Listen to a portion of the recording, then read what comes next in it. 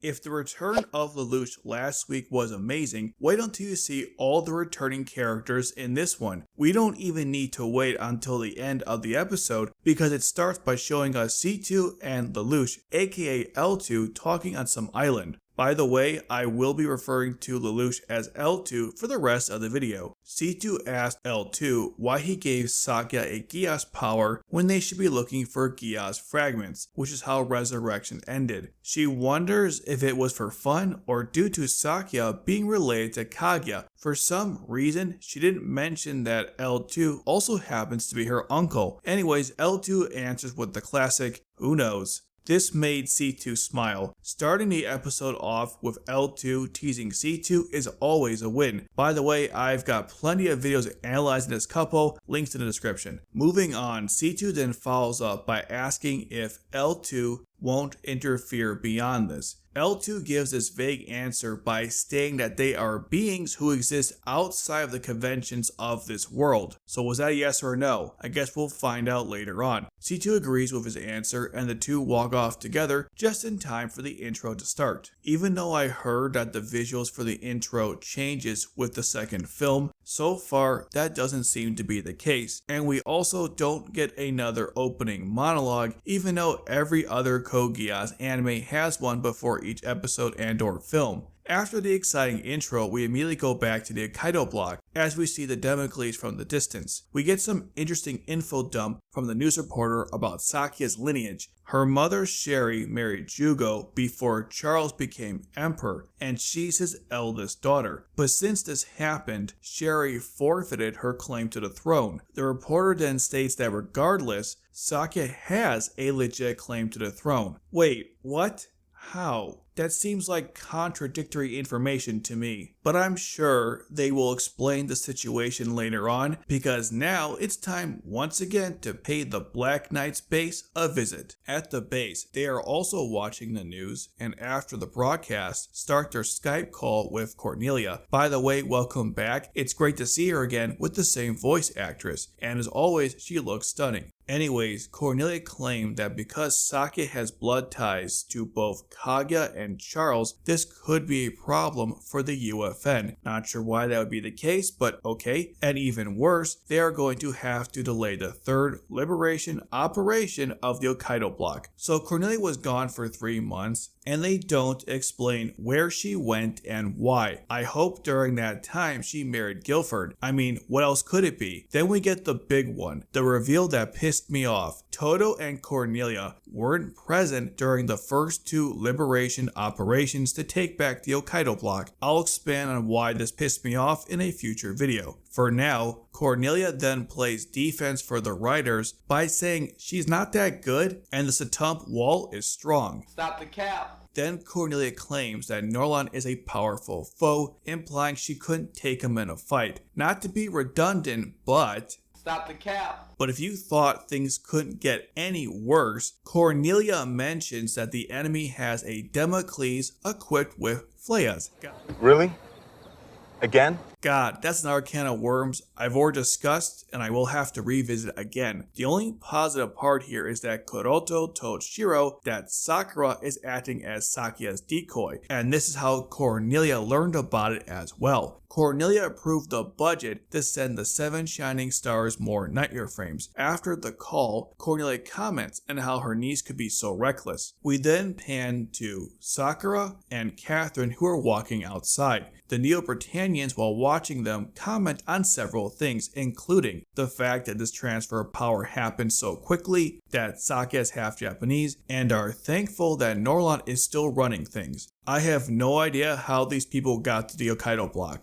But that's a story for another time. Sakura is also having doubts about the whole thing. We then go to the 7 Shining Stars base, where Sakuya tells Kuroto that maybe Sakura could implement policies to improve the lives of the Japanese people, but at least acknowledge that Norlon would probably prevent this from happening. There's also this idea that Sakura could make change from within. That sounds awfully familiar. Their conversation is interrupted by a squabble among the 7 Shining Stars. Some of them don't trust Sakuya because she's half Britannian and was absent for a while, but at least another member points out that her father Jugo tirelessly negotiated for their lives during the Far East incident, and Sherry made the SAS for the Hokkaido block after Neo-Britannia took over. This new information makes me wonder how long it took Neo-Britannia to take over the Hokkaido block. The prologue made it seem like it took weeks, but it sounds like it could have been months to a year. Anyways, we move right along to see what Kristoff Scissorman is doing in his Scissorman domain. Sounds like a great place to visit, right? Except it's not, because Kristoff is torturing the man who let the prisoners break free in episode 2. Remember that Sakuya used Gyas on him, and that's why he has no idea what happened. Again, this sounds awfully familiar. One of his men interrupts the interrogation, but Kristoff instructs him to leave him be, and Divok will handle taking out the remnants of the resistant forces, which is what we see next. In the previous episode, the Ironberg members destroyed their bases, and now Divok is here to finish them off. Divok's men force them to flee, but they don't finish them off for some reason. Then we go back to Sakuya, who's talking to Natalia via Skype. Sakuya is looking at her iPad and reading an article about Sakura. Natalia points out that the government is in shambles following Callus's death. Also, that plush is a reference to either Cheesegoon or the plushies from Genesis RE Code. Not relevant, but wanted to point that out. Sakuya assures Natalia that she's fine, and the conversation ends. Just in time too, because Ash arrives to get Sakuya since the meeting's about to start. Sakuya remembers Ash confessing his love for her while traveling to the meeting. During the meeting, we learn that Tomi and Iwamoto escaped but lost a significant amount of their forces. Then Rose explains to everyone why Sakura, who's disguised as Sakuya, is not working against them. Minus the whole disguise part. She didn't mention that at all. Anyways, she says that Sakura was held in the same prison as Kuroto. He then gives her a signal to keep going, so Rose does. Rose lies a little by showing an image of Catherine taking Sakura away, but doesn't mention her connection to these events. Then she brings up that Norlon killed Callus since dying of a heart failure at 10 isn't a natural occurrence. Obviously.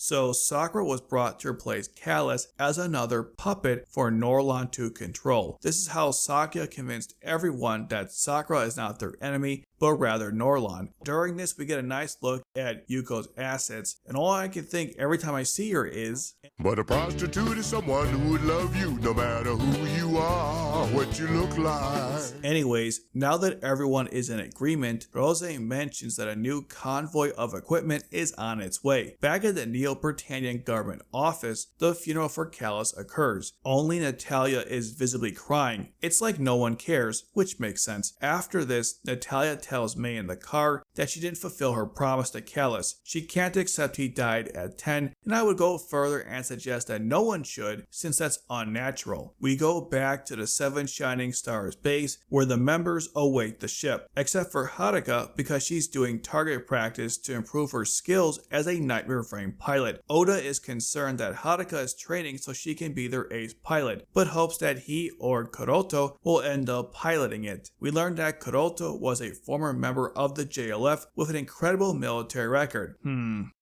Okay. The submarine arrives with the new nightmare frames, but then 2nd Lieutenant Minato Sakai, yes, she is a woman, thanks Wiki, gets off the sub first, and then Nina follows her, making this now the 6th legacy character to return in Rose of the Recapture, and I gotta say, she looks pretty good. Anyways, Nina presents the new version of the Flea Eliminator that no longer has the same rigid requirements to activate that the first one had. Ash assures Rose that he can still work with the new activation conditions. Nina then tells everyone that she created the Fleas, explaining to the audience, again, who didn't get the first time, that she didn't understand the ramifications of it until it was used, and she still lives with the guilt of killing millions of people, so she urges everyone to help her stop the Fleas. Then later on, Rose shows Nina to her room. She asks him why a Britannian would be helping the Japanese people. This question makes no sense given the current political climate, but Rose answers anyways, saying that there is someone she wants to protect. She even admits that this is cliche. Rose instructs Nina to stay in her room to avoid other potential problems.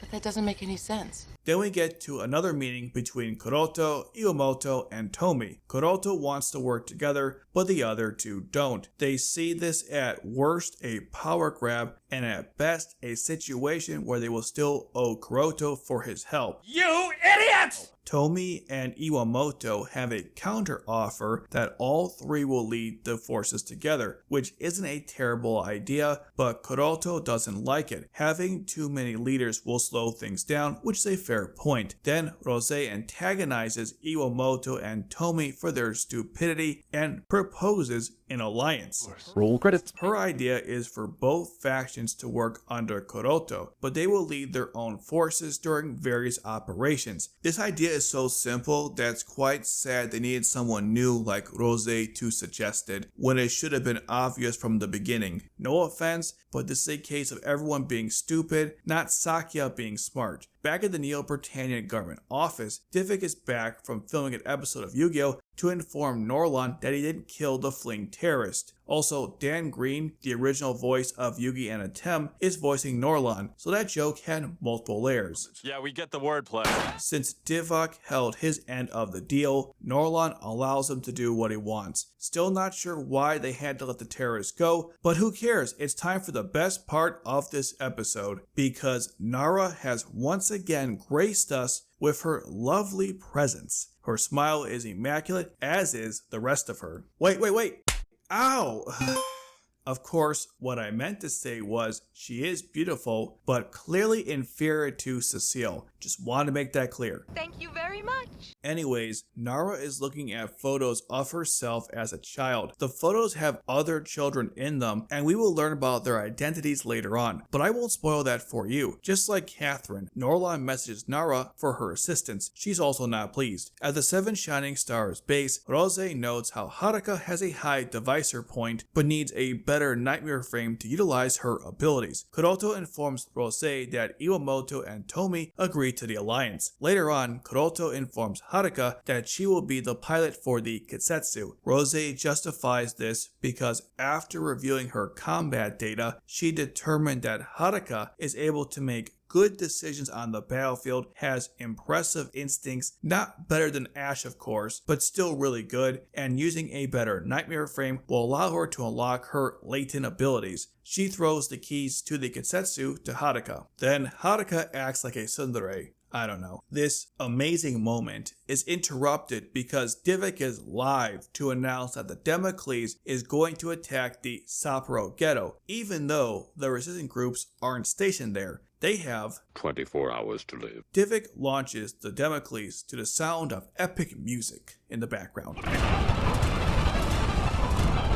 Rose calms everyone down by pointing out that they have the new Flea Eliminator and will take down the Damocles. And then, mercifully, this episode ends. I didn't like this one, and I'll explain why in a future video. Until then, hope you enjoyed the recap. Don't forget to like and subscribe, and let me know your thoughts on the 4th episode of Rose of the Recapture. As always, since you got to the end, check out my reactions to the 4th episode, which you can watch right here.